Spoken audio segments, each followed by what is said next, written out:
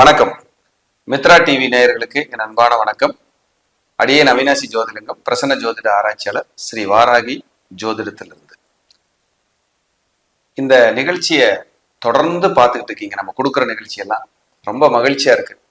குறுகிய காலத்துல ஒரு பெரிய அங்கீகாரம் மித்ரா டிவிக்காக கொடுத்துருக்கீங்க, ரொம்ப மகிழ்ச்சி. தொடர்ந்து சப்போர்ட் பண்ணுங்க.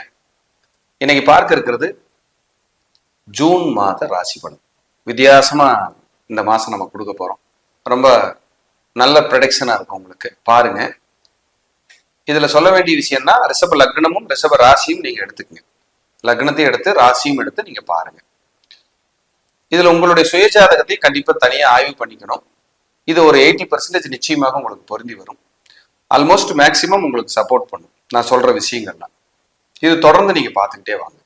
இந்த ஒரு மாசம் கம்பேர் பண்ணி பாருங்க எப்படி எல்லாம் இருக்குன்னு.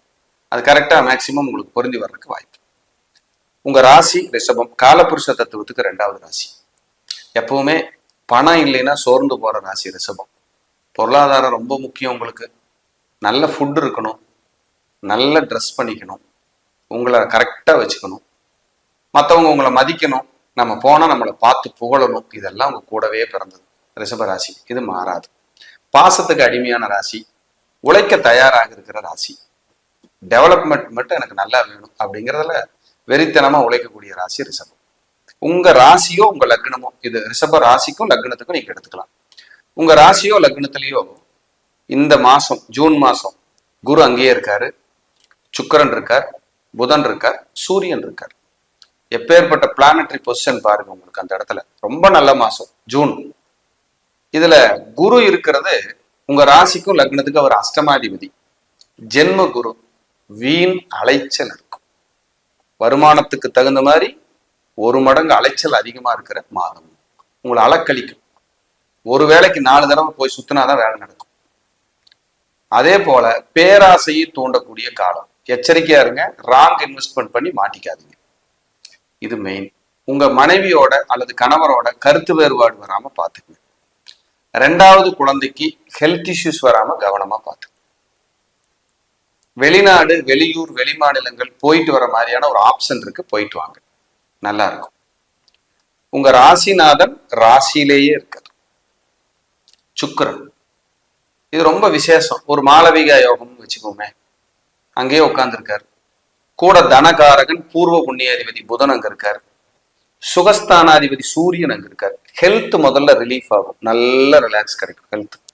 இல்லைன்னா நல்ல மருத்துவம் பார்த்து ரெடி பண்ணிக்குவீங்க. நல்ல டாக்டர் கிடைப்பார் அந்த சமயத்துல. வாடகை வருமானம் பண்ணலாமா, ஒரு இடத்த வித்து இன்னொரு இடம் வாங்கலாமா, ஒரு காரை மாத்திக்கலாமா அப்படிங்கிற தீவிர சிந்தனை இப்ப இருக்கும் உங்களுக்கு. தீவிர சிந்தனை இருக்கும். இதுல 2ஆம் அதிபதினு சொல்லக்கூடிய வாக்குஸ்தானம், வருமானத்துக்கானவன் புதன். அவர் ராசிநாதனோட லக்னாதிபதியோட கூடுறாரு, சுக்கிரனோட. புது கடன்கள் வாங்குற யோசனை. லோன் இல்லாதவங்களுக்கு லோன் கிடைக்கிற காலம் ஜூன் மாசத்துல. லோன் போட்டு வெயிட் பண்ற சார், ஒன்றும் வரல சார்னா லோன் கிடைக்கிற காலம். சார் ஒரு பணத்தை எதிர்பார்த்து காத்துட்டு இருக்கேன், ஏதாவது கொடுப்பாங்களா சார், அதுக்கான காலம். சார் எங்க அப்பா பூர்வீக சொத்தை கொடுக்குறேன்னு இருந்தாரு, ஒண்ணுமே வரல சார், பெரிய பிரச்சனை வில்லங்கமா இருக்கு, ஏதாவது இந்த மாசம் தீர்ற மாதிரி இருக்கு எனக்கு அப்படின்னா அதுக்கான காலம், சரியாகிற காலம். சுகஸ்தானாதிபதி 4க்குடையவர் போய் அங்க உட்கார்ந்துருக்காரு. உங்க அம்மாவுக்கு ஆரோக்கிய குறைபாடு வராம பாத்துக்குங்க, உங்களுக்கும் ஆரோக்கிய குறைபாடு வராம பாத்துக்குங்க.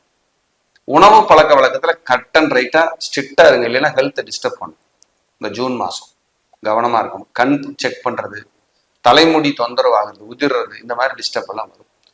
இந்த காலகட்டத்தில் நீங்க என்ன ஸ்டேட்டஸ்ல இருந்தா, ஸ்டூடெண்டா இருந்தாலும் சரி, காலேஜ் படிக்கிறதா இருந்தாலும் சரி, ஒரு தொழிலதிபரா இருக்கீங்க, வேலைக்கு போறீங்க, இல்ல வயசா இருக்கு, இல்ல ஒரு கோயில் நிர்வாகம், எதுனாலும் இந்த ரிஷபராசி ரிஷப லக்னக்காரர்களுக்கு இந்த ஜூன் மாதம் ரெகக்னைஸ், அங்கீகாரம் கிடைக்கும்.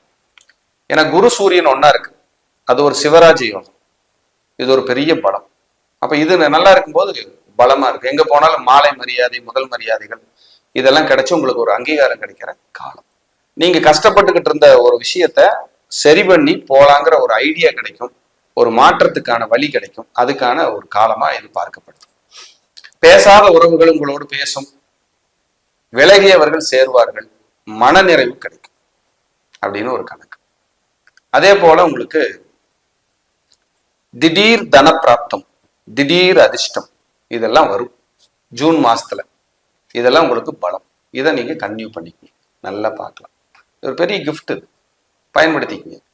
அதே போல படிக்கிற குழந்தைங்க இருந்தா, வெளியூர் போறேன், மாறுறேன், பிரேக் ஆயிருக்குது அப்படின்னா படிச்சுக்குவாங்க. நீட்ல போன தடவை எனக்கு எதுவும் இல்லைன்னா இந்த தடவை அடிச்சிருவாங்க. இந்த ஜூன் மாசம் உங்களுக்கு ஒரு நல்ல வளர்ச்சிக்கான காலமா காணப்படுது. நல்ல ஒரு பலமா இருக்கு. ஒரு படிப்புக்காக, ஒரு கெரியருக்காக ஒரு நல்ல முடிவெடுக்கிற காலமா பார்க்குது. ப்ரொமோஷன் கிடைக்கும், சம்பள உயர்வு கிடைக்கும், நீங்க அங்கீகரிக்கப்படுவீங்க, உங்களுக்கு வளர்ச்சி. ஜூன் மாசம் உங்களுக்கு ஒரு மாற்றம், ஒரு முன்னேற்றம். திருமணத்துல தடை, குழந்தை பேர்ல தடை, ஒரு போராட்டமா இருக்குதுன்னா அதெல்லாம் உங்களுக்கான காலமா இருக்கும். சார் வீடு கட்டுறதுக்கான எல்லா முயற்சியும் பண்ண, இடம் வாங்குறதுக்கு எல்லா முயற்சியும் பண்ண, நடக்கவே இல்லைன்னா ஜூன் மாசத்துல பலிதமாகக்கூடிய காலம், வருமானம் உயரக்கூடிய காலம், மனைவிக்கு உங்களுக்கு இருக்கிற சில கருத்து வேறுபாடுகள் நீங்கக்கூடிய காலமாகவும் இது காணப்படுது. அதே போல 5ல பாருங்க கேது, உங்களுக்கு உங்க ராசிக்கோ உங்க லக்னத்துக்கோ 5ல கேது. நிறைய ஆன்மீக பயணங்கள், நிறைய பூஜை புனஸ்காரங்கள், பிரம்மமுகூர்த்தத்துல இருந்து தீபம் போடுற சார், இதெல்லாம் இப்போ ரிஷபராசிக்காரன் ரிஷப லக்னக்காரன் பண்ணிட்டு இருப்பாங்க. ஒரு மன நிம்மதி கிடைக்கும் அப்படின்னு சொல்லப்படுது. பொதுவா வருமான தன்னிறைவு சூப்பர், பிரமாதமா இருக்கு அப்படின்னா மாற்று கருத்துக்கு இடமே இல்லை. வாகன மாத்திர எண்ணம் இருக்கு பாருங்க, அது உங்களை தூங்க விடாது. ரிஷபராசி ஏற்கனவே வாகன பிரியர்கள். அதுல இப்ப இந்த கிரகம் எல்லாம் வந்ததுக்கு அப்புறம் ஜூன்ல இப்பதாங்க 2 வருஷம் தாங்க ஆச்சு, இருந்தாலும் பரவாயில்லைங்க, அதை விட ஒரு டாப் மாடல் வந்திருக்கு, விடக்கூடாதுங்க அப்படின்னு மாத்திரக்கான காலமா இருக்கும் அப்படின்னு சொல்லப்படுது.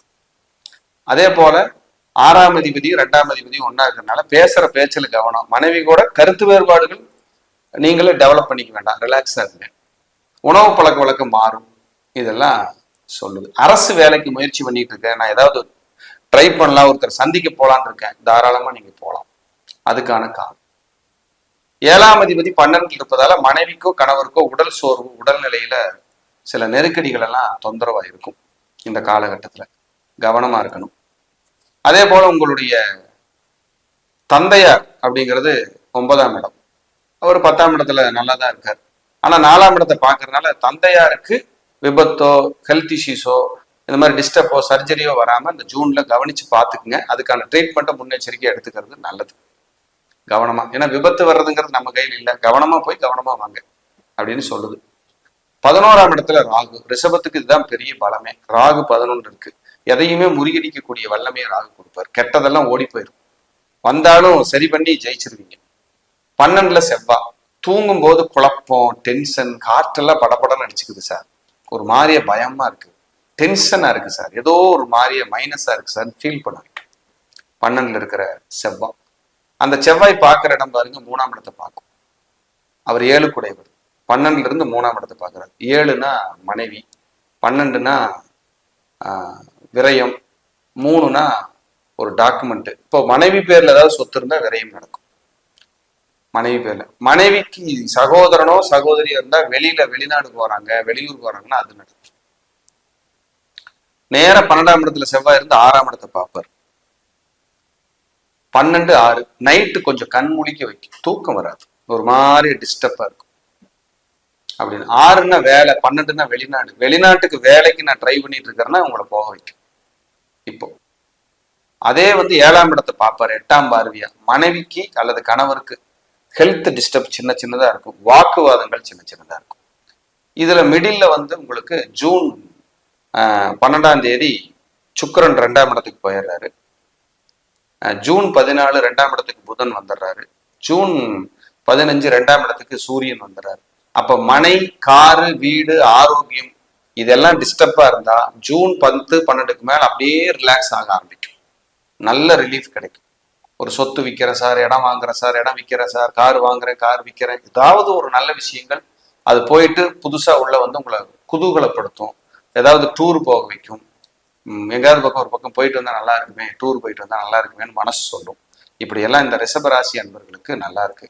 பொதுவாகவே குழந்தைகளா இருந்தாலும் சரி, பெரியவங்களா இருந்தாலும் சரி, யாருக்கா இருந்தாலும் இந்த ரிஷபம் ராசிக்காரர்களுக்கு ஜூன் மாத பலன்கள் 90% மேக்சிமம் நல்லது செய்யறதுக்கான காலமா தான் இது பார்க்கப்படுது, காணப்படுது. தொழில்ல சில தொழிலதிபர்களா இருந்தீங்கன்னா சில விரயங்கள் ஏற்படும், சொத்துக்களை வித்து கடன் கட்டலாங்கிற எண்ணமெல்லாம் இப்ப உங்களுக்கு வரும். அதெல்லாம் இருந்தா நீங்க தாராளமா ஜூன் மாசத்துல இம்ப்ளிமெண்ட் பண்ணலாம், நல்லா இருக்கும்.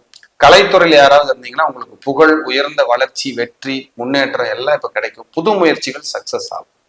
அப்படின்னு ரொம்ப அற்புதமா அது சொல்லுது.